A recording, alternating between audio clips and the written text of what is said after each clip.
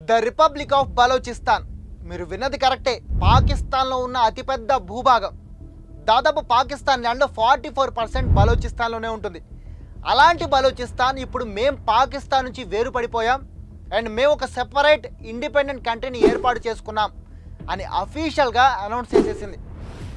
బలోచిస్తాన్కి సంబంధించిన active representative ఎవరైతే మీర్ యార్ బలోచ్ ఉన్నారో ఆయన అఫీషియల్గా ఈ విషయాన్ని తన ట్విట్టర్ అకౌంట్లో వెల్లడించారు.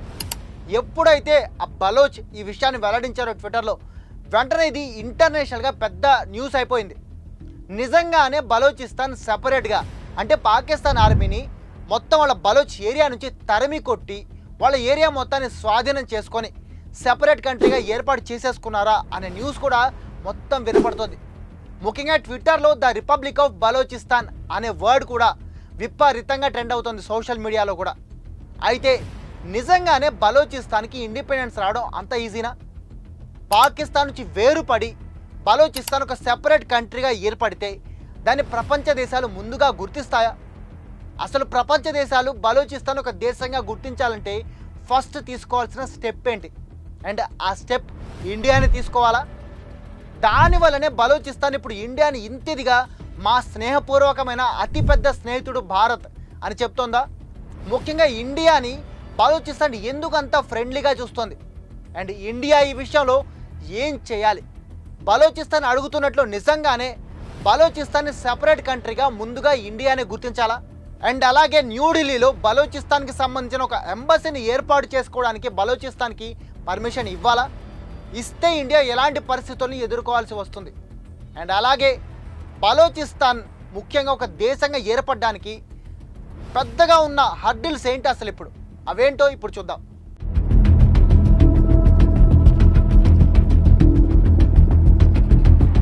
పహల్గామ్లో టెర్రరిస్ట్ అటాక్ జరిగిన తర్వాత ఇండియా ఆపరేషన్ సింధూర్ స్టార్ట్ చేసి పాకిస్తాన్లో ఉన్న టెర్రర్ బేస్ అన్నింటినీ పేల్చేసింది. సో ఎప్పుడైతే ఇండియా ఆపరేషన్ సింధూర్ తోటి ఆ టెర్రర్ బేస్లను పేల్చేసిందో దానికి రిటాలియేషన్గా పాకిస్తాన్ ఇండియాపై అటాక్ దిగింది. ఏకంగా ఇండియాలో ఉన్న సాధారణ ప్రజలు ఉండే ప్లేసుల మీద కూడా దాడి చేసింది అండ్ దాదాపుగా 15 నుంచి 20 మంది వరకు చంపేసింది. అండ్ అలాగే ఒక 60-70 మంది వరకు తీవ్రంగా గాయపడ్డారు కూడా పాకిస్తాన్ అటాక్స్లో. అయితే ఇండియా మాత్రం ప్రిసైజ్డ్గా పాకిస్తాన్ టెర్రర్ బేస్లని అలాగే పాకిస్తాన్ ఎయిర్ బేస్లను మాత్రం టార్గెట్ చేసుకుని ధ్వంసం చేసింది. అయితే ఇదంతా ఒక ఎత్తు అయితే ఇదంతా కూడా ఇండియా పాకిస్తాన్ మధ్య జరుగుతున్న యుద్ధం అయితే ఒక చిన్న సైజు యుద్ధం అనుకున్నా. ఇది ఒక పక్క జరుగుతూ ఉంటే ఎప్పుడైతే పాకిస్తాన్ ఇండియా మీద కాన్సన్ట్రేట్ చేసిందో అదే టైంలో వెనక నుంచి ఆల్రెడీ పాకిస్తాన్ నుంచి వేరుపడిపోవాలి అని చూస్తున్న బలోచిస్తాన్ పాకిస్తాన్ని వెనక నుంచి కొట్టి కంప్లీట్గా అక్కడ నుంచి పాకిస్తాన్ ఆర్మీని తరిమి కొట్టింది అని న్యూస్లు వినపడుతున్నాయి. సో ఎప్పుడైతే పాకిస్తాన్ ఆర్మీని అక్కడ నుంచి తరిమి కొట్టడం అండ్ దాదాపుగా 10ల సంఖ్యలో ఆర్మీని చంపేసి ఆ ఏరియాల్ని ముఖ్యంగా బలోచిస్తాన్లో ఉన్న ఒక పెద్ద నగరం క్వెటా దాని చుట్టుపక్కల ఉన్న ప్రాంతాలను అన్నింటినీ కూడా బలోచిస్తాన్ ఆక్రమించుకోవడంతో కంప్లీట్గా బలోచిస్తాన్ అనేది బలోచ్ ఆర్మీ చేతిలోకి వెళ్ళిపోయింది అనేది కూడా ఆ తర్వాత మనందరం విన్నాం. సో ఇలాంటి టైంలో బలోచిస్తాన్ మీద పాకిస్తాన్ కంప్లీట్గా తన అధికారాన్ని పట్టుని కోల్పోయిందని కూడా చాలా న్యూస్ పోర్టల్స్లో న్యూస్లు వచ్చాయి. సో ఎప్పుడైతే బలోచిస్తాన్ లిబరేషన్ ఆర్మీ ఇలాంటి అటాక్స్ చేసి పాకిస్తాన్ ఆర్మీని చంపి పాకిస్తాన్ ఆర్మీని అక్కడి నుంచి తరిమి కొట్టి బలోచిస్తాన్ ఏరియా మొత్తాన్ని తన ఆధీనంలోకి తీసుకుంది అనే న్యూస్లు వచ్చాయో వాటితో పాటే పాకిస్తాన్ అధికారం అండ్ పట్టు కంప్లీట్గా బలోచిస్తాన్ పై నుంచి పోయింది అనే న్యూస్లు కూడా మనందరం విన్నాం.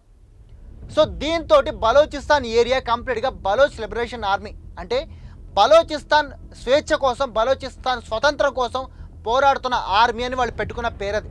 వాళ్ళ చేతిలోకి బలోచిస్తాన్ కంప్లీట్గా వెళ్ళిపోయింది.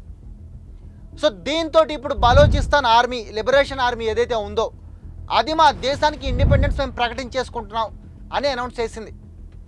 బలోచిస్తాన్కి సంబంధించిన ఎవరైతే యాక్టివ్ రిప్రజెంటేటివ్ ఉన్నారో మీర్ యార్ బలోచ్ ఆయనే అఫీషియల్గా ట్విట్టర్ వేదికగా బలోచిస్తాన్ ఇండిపెండెంట్ కంట్రీగా ఏర్పడిపోయింది. ఆ వెంటనే ఇంకొక పాయింట్ కూడా ఆయన రైజ్ చేశారు. అదేంటంటే ఇండియా ముఖ్యంగా ఇండియా నుంచి మాకు సపోర్ట్ కావాలి, ఇండియాని మేము ఆహ్వానిస్తున్నాం బలోచిస్తాన్లో ఎంబసీ పెట్టడానికి అండ్ అలాగే ఇండియా కూడా మా బలోచిస్తాన్కి న్యూఢిల్లీలో ఒక ఎంబసీకి ఒక ప్లేస్ ఇవ్వాలి అండ్ మమ్మల్ని ఒక కంట్రీగా గుర్తించి మాకు న్యూఢిల్లీలో ఎంబసీ పెట్టుకోవడానికి ప్లేస్ ఇవ్వాలి అని కోరారు. అండ్ అలాగే యుఎన్, WTO, WHO వాటితో పాటు ఈ ఆర్గనైజేషన్స్తో పాటు అమెరికా, రష్యా, ఇజ్రాయెల్, జపాన్ ఇలాంటి దేశాలని కూడా మమ్మల్ని ఒక సెపరేట్ కంట్రీగా గుర్తించండి అని కోరారు. అయితే ఈ దేశాలు అండ్ ఆ ఆర్గనైజేషన్స్ అన్నీ కూడా బలోచిస్తాన్ని సెపరేట్ కంట్రీగా గుర్తిస్తాయా అంటే కష్టమే. ఎందుకంటే ఇక్కడ ఫస్ట్ పాయింట్ బలోచిస్తాన్ మ్యాప్. బలోచిస్తానీలు మా దేశం ఇదే అని ప్రకటించుకుంటూ చూపిస్తున్న మ్యాప్ కంప్లీట్గా ఇక్కడ కాంట్రవర్షియల్. అది ఎలా అంటే ఫస్ట్ ఆఫ్ ఆల్ బలోచిస్తాన్ అంటే మనకేం తెలుసు, పాకిస్తాన్లో ఉన్న ఈ పాయింట్ వరకు మాత్రమే తెలుసు. ఇదే పాకిస్తాన్లో ఉన్న బలోచిస్తాన్ అండ్ దాని బోర్డర్ కూడా. అయితే బలోచిస్తానీలు చూపిస్తున్న మ్యాప్ వేరుగా ఉంటుంది. అది ఇలా ఉంటుంది.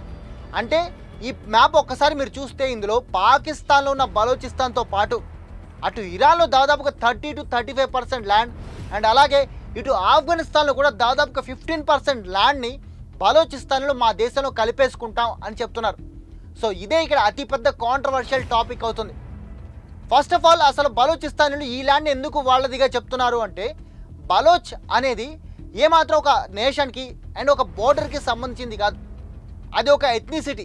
అంటే మనం సింపుల్గా చెప్పాలంటే జపాన్లో వాళ్ళ ఎథ్నిసిటీ ఒకటి అండ్ అలాగే మన ఇండియాలో తీసుకుంటే సౌత్ ఎథ్నిసిటీ ఒకలా ఉంటుంది అండ్ అలాగే నార్త్ ఎథ్నిసిటీ ఒకలా ఉంటుంది. అలాగే నార్త్ ఈస్టర్న్ అంటే ఈశాన్య రాష్ట్రాలు ఏవైతే ఉన్నాయో వాటి ఎథ్నిసిటీ ఒకలా ఉంటుంది. సో ఇవి ఎథ్నిసిటీ అన్నమాట.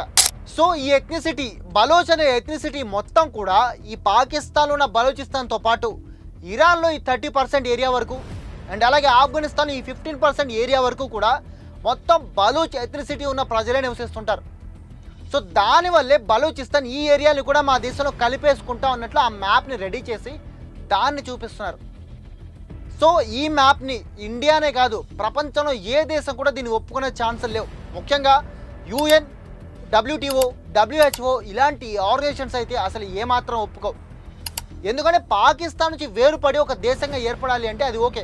బట్ దీంతో ఏమాత్రం సంబంధం లేని ఇరాన్ని అండ్ ఆఫ్ఘనిస్తాన్ని కూడా లాగడం వల్ల బలూచ్ లిబరేషన్ అనేది, బలూచ్ స్వేచ్ఛ, ఇండిపెండెన్స్ అనేది దెబ్బతింటుంది.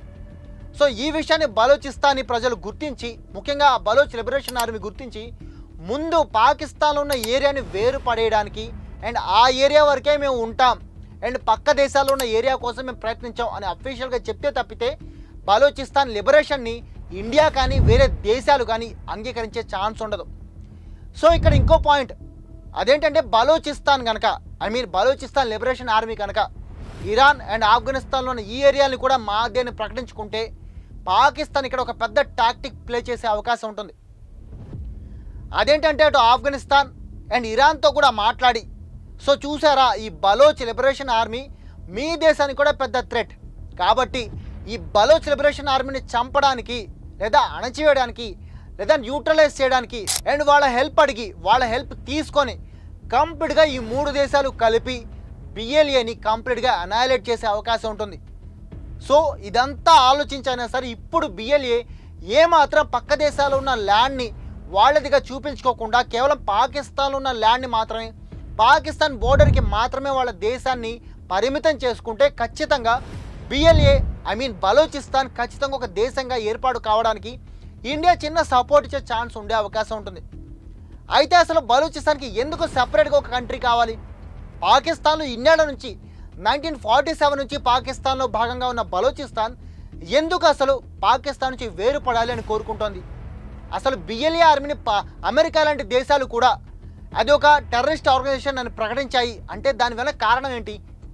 సో ఇప్పుడు వారికి చిన్న ఆన్సర్ ఏంటంటే మనం ఒకసారి హిస్టరీలోకి వెళ్ళి అసలు బలూచిస్తాన్ అండ్ బలోచ్ ప్రజల గురించి, బలూచిస్తాన్ ఏరియా పాకిస్తాన్లో ఎలా కలిసింది అనేది ముందుగా తెలుసుకోవాలి.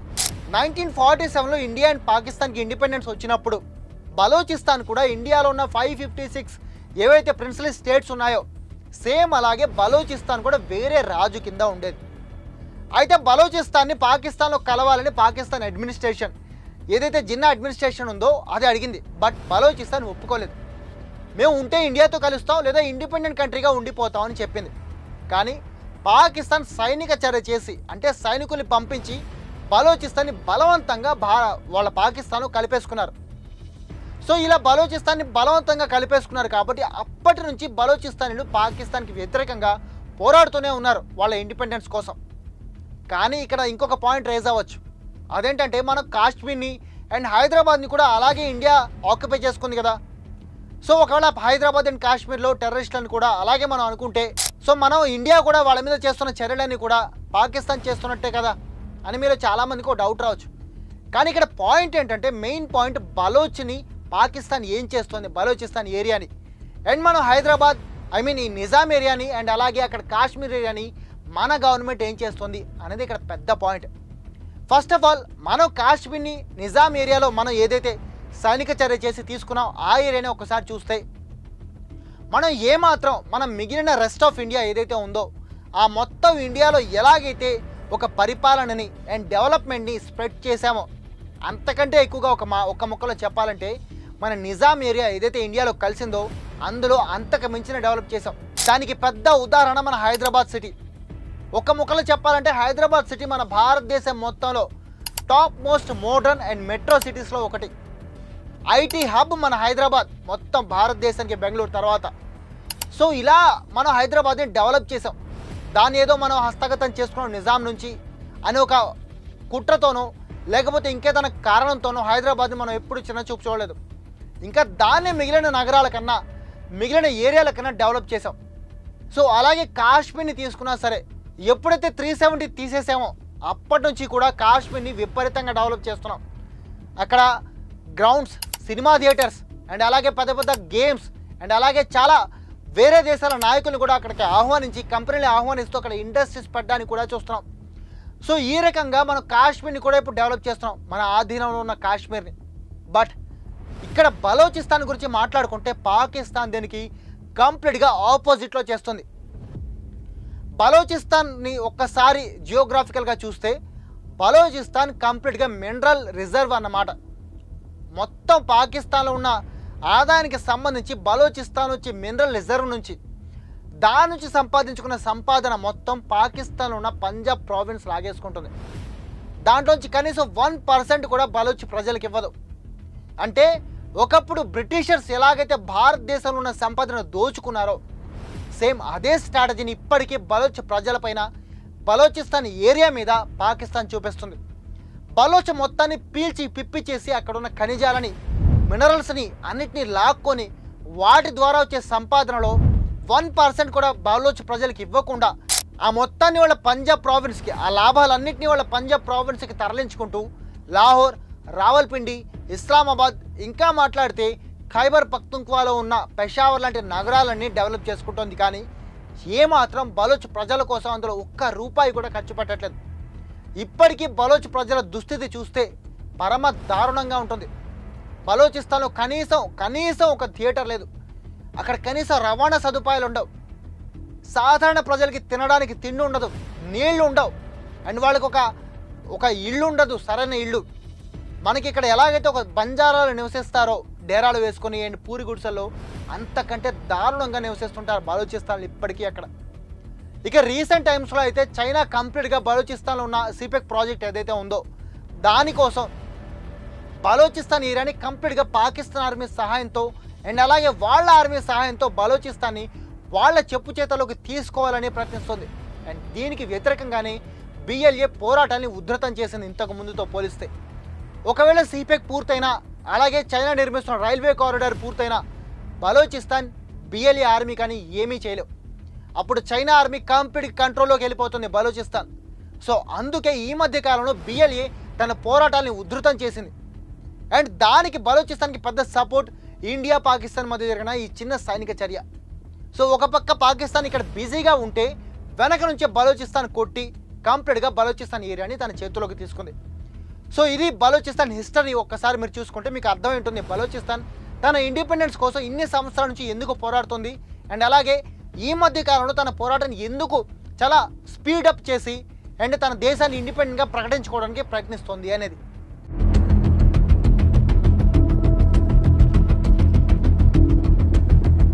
అయితే అంతా ఓకే, బలోచిస్తాన్ తన కంట్రీని ఇండిపెండెంట్ కంట్రీగా ప్రకటించుకోవడానికి ప్రయత్నిస్తుంది. బట్ నిజంగా బలోచిస్తాన్ ఇండిపెండెంట్ కంట్రీగా ప్రపంచ దేశాలు యాక్సెప్ట్ చేస్తాయా అనేది ఇక్కడ పెద్ద క్వశ్చన్. ఎందుకంటే బిఎల్ఏ బలోచిస్తాన్ లిబరేషన్ ఆర్మీ ఏదైతే ఉందో దాన్ని అమెరికా లాంటి దేశాలు కంప్లీట్గా ఒక టెర్రరిస్ట్ ఆర్గనైజేషన్గా గుర్తించాయి. సో దీనివల్ల యూఎన్లో కానీ వేరే ఏదైనా WTO WHO ఇలా ఏ ఆర్గనైజేషన్స్లో అయినా సరే బలోచిస్తాన్ని ఏమాత్రం ఒక దేశంగా అంగీకరించే ఛాన్సులు ఉండకపోవచ్చు. కానీ ఇక్కడ ఇండియా ఒక పెద్ద పివటల్ రోల్ ప్లే చేసే అవకాశం ఉంటుంది. అందుకే బలోచిస్తాన్ కూడా ఇండియా వైపే ఎక్కువగా మొగ్గు చూపుతోంది. అండ్ ఇండియాని వాళ్ళకి సపోర్ట్గా రావాలని బహిరంగంగా అఫీషియల్గా అడుగుతోంది. సో ఇప్పుడు బలోచిస్తాన్ ఎలా అయితే ఇండియాని అడుగుతోందో మా దగ్గర ఎంబసీ పెట్టండి అండ్ అలాగే మీ దగ్గర ఎంబసీ పెట్టుకోవడానికి మాకు ఛాన్స్ ఇవ్వండి అని. సో దాన్ని ఇండియా యాక్సెప్ట్ చేయొచ్చా అంటే చెయ్యొచ్చు, చేయకపోవచ్చు. ఫస్ట్ ఆఫ్ ఆల్ బలోచిస్తాన్ అఫీషియల్గా అనౌన్స్ అవ్వలేదు. సో ఇలాంటి టైంలో బలోచిస్తాన్ని కనుక వాళ్ళ ఎంబసీ పెట్టుకోవడానికి మనం అంగీకరిస్తే ఇది జియో పొలిటికల్గా ఇండియాకి ఒక మైనస్ పాయింట్ అయ్యే ఛాన్స్ ఉంటుంది. దీనికి చిన్న ఎగ్జాంపుల్ ఏంటంటే చైనా దగ్గరలో ఉండే తైవాన్ దేశం. తైవాన్ ఒక separate country, but still China మాత్రం తైవాన్ మా దేశంలో భాగమే అని చెప్తుంది. సో దీని కారణంగానే తైవాన్కి సంబంధించి ఇండియాలో ఇప్పటికీ ఎంబసీ లేదు. అయితే తైవాన్కి వేరే దేశంగా ఆల్రెడీ ఏర్పడిపోయిన తైవాన్కే మనం ఎంబసీ ఇవ్వనప్పుడు బలోచిస్తాన్కి ఎలా ఇస్తాం? ఇదే ఇక్కడ అతిపెద్ద ప్రశ్న. కానీ ఇక్కడ ఒక చిన్న వేరే ఛాన్స్ ఉంది.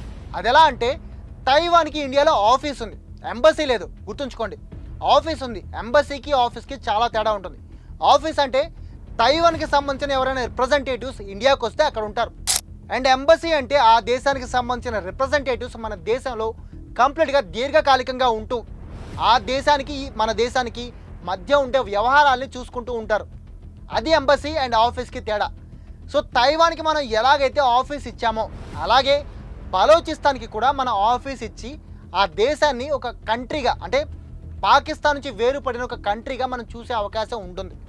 కానీ బలోచిస్తాన్ని ఒకవేళ ఇండియా ఒక దేశంగా గుర్తించి అండ్ మన దేశంలో వాళ్ళకి ఒక ఆఫీస్ ఇచ్చిన ఇంటర్నేషనల్గా బలోచిస్తాన్ని వేరే దేశాలు గుర్తించడం చాలా కష్టం. ముఖ్యంగా US, చైనా అండ్ అలాగే యూరప్ దేశాలు బలోచిస్తాన్ని వేరే దేశంగా గుర్తించే ఛాన్సులు చాలా తక్కువ. ఎందుకంటే ఆ దేశాన్ని కంప్లీట్గా పవర్ తోటి అండ్ అలాగే టెర్రరిస్టిక్ యాక్టివిటీస్ తోటి హస్తగతం చేసుకున్నారు. సో ఇలాంటి దేశాన్ని ఒక దేశంగా గుర్తించడం, ఇలాంటి ఏరియాని ఒక దేశంగా గుర్తించడం అండ్ అలాంటి టెర్రరిస్టిక్ ఆర్గనైజేషన్ సాధించిన ఒక ప్రాంతాన్ని ఒక దేశంగా గుర్తించడం అంటే వరల్డ్ మొత్తం కూడా వ్యతిరేకించే ఛాన్స్ ఉంటుంది. అండ్ యూఎన్లో ముఖ్యంగా యూఎస్కి ఏమాత్రం ఇంట్రెస్ట్ లేదు బలోచిస్తాన్ని వేరే కంట్రీగా గుర్తించాలి అని. అండ్ చైనాకైతే ఏమాత్రం ఇష్టమే లేదు. ఎందుకంటే తన బెల్ట్ రోడ్ ఇనిషియేటివ్ ఏదైతే సిపెక్ ఉందో, అలాగే ఆ చైనా కంపెనీలు వేస్తున్న ట్రైన్ ఏదైతే ఉందో పాకిస్తాన్ మీదుగా, ఆ రెండిటికి కూడా బలోచిస్తాన్ వేరే కంట్రీగా ఏర్పడితే ఆ రెండిటికి కూడా కంప్లీట్గా నాశనం అయిపోతాయి. ఆ రెండు ప్రాజెక్టులు కూడా చైనావి. సో దీనివల్ల చైనా దాన్ని బలోచిస్తాన్ని ఒక వేరే దేశంగా ఒప్పుకునే ఛాన్సే లేదు. అండ్ యూఎస్ కూడా ఇంట్రెస్ట్గా లేదు. బట్ ఇక్కడ ఇండియా కనుక బలోచిస్తాన్ని ఒక దేశంగా గుర్తించి అండ్ వాళ్ళకి ఇండియాలో ఆఫీస్ ఇస్తే అమెరికా తన నిర్ణయాన్ని మార్చుకునే ఛాన్స్ ఉంటుంది. అండ్ అలాగే ఆర్మేనియా, ఇజ్రాయెల్ లాంటి దేశాలు అఫీషియల్గా భారతదేశంతో పాటు వెంటనే ఆర్మేనియా అండ్ ఇజ్రాయెల్ ఈ రెండు కూడా పాకిస్తాన్లో ఉన్న బలోచిస్తాన్ని వేరే దేశంగా గుర్తించేస్తాయి. ఇందులో 99% ఛాన్స్ ఉంది దీనికి. సో భారతదేశం బలోచిస్తాన్ కనుక వేరే దేశంగా గుర్తించి అండ్ ఇండియాలో వాళ్ళ ఆఫీస్కి ఛాన్స్ ఇస్తే బలోచిస్తాన్ దాదాపుగా 99% వేరే దేశంగా ఏర్పడిపోయినట్లే, పాకిస్తాన్ రెండు ముక్కలు అయిపోయినట్లే. అయితే ఇక్కడ చాలామంది అడిగే క్వశ్చన్ ఏంటంటే 1971 గుర్తు తెచ్చుకోండి. సేమ్ ఇలాగే పాకిస్తాన్ చేతుల్లో నరరూప రాక్షసులు, పాకిస్తాన్ ఆర్మీ చేతుల్లో అష్ట కష్టాలు పడుతున్న బెంగాలీలు ఏదైతే బంగ్లాదేశ్ ఉందో, బంగ్లాదేశ్కి కూడా ఇలాగే మన ఆర్మీని అడ్డం పెట్టి మన సైనికుల ప్రాణాలని త్యాగం చేసి. అయితే ఇక్కడ చాలామంది ఇండియన్స్ మెయిన్గా పాయింట్అవుట్ చేస్తున్న పాయింట్ ఏంటంటే 1971 వార్, ఇండియా పాకిస్తాన్ మధ్య ఈ వార్ జరిగింది. ఈ వార్ జరగడానికి కారణం ఇండియా బంగ్లాదేశ్ విముక్తి కోసం పాకిస్తాన్తో యుద్ధం చేయడమే. ఆ యుద్ధంలో మన ఆర్మీని అడ్డం పెట్టి మన సైనికుల ప్రాణాలను త్యాగం చేసి బంగ్లాదేశ్కి విముక్తి కల్పించింది. బంగ్లాదేశ్ అనే ఒక కొత్త దేశం ఏర్పాటు చేసుకోవడానికి పాకిస్తాన్ రాక్షసుల చేతుల్లోంచి ఆ దేశానికి స్వతంత్రం ప్రకటించి ఒక దేశంగా ఇచ్చింది. అండ్ మనం అప్పటి నుంచి బంగ్లాదేశ్కి ఎంతో హెల్ప్ చేస్తూనే ఉన్నాం. బట్ స్టిల్ ఇప్పుడు బంగ్లాదేశ్ మన భారతదేశానికి పాకిస్తాన్ కంటే దారుణమైన శత్రువుగా తయారైంది. సో ఆ విషయాన్ని గుర్తుంచుకొని బలోచిస్తాన్ కూడా అలా తయారయ్యే ఛాన్స్ ఉంటుంది. కాబట్టి బలోచిస్తాన్కి ఇండియా సహాయం చేయకూడదు అని చాలామంది వాళ్ళ ఒపీనియన్స్ చెప్తున్నారు. మరి మీరేమంటారు? బలోచిస్తాన్కి ఇండియా హెల్ప్ చేయాలా వద్దా? ఒకవేళ హెల్ప్ చేస్తే బలోచిస్తాన్ కూడా ఫ్యూచర్లో బంగ్లాదేశ్ లాగా అయ్యే ఛాన్స్ ఉంటుందని మీరు కూడా అనుకుంటున్నారా? కామెంట్ చేసి చెప్పండి.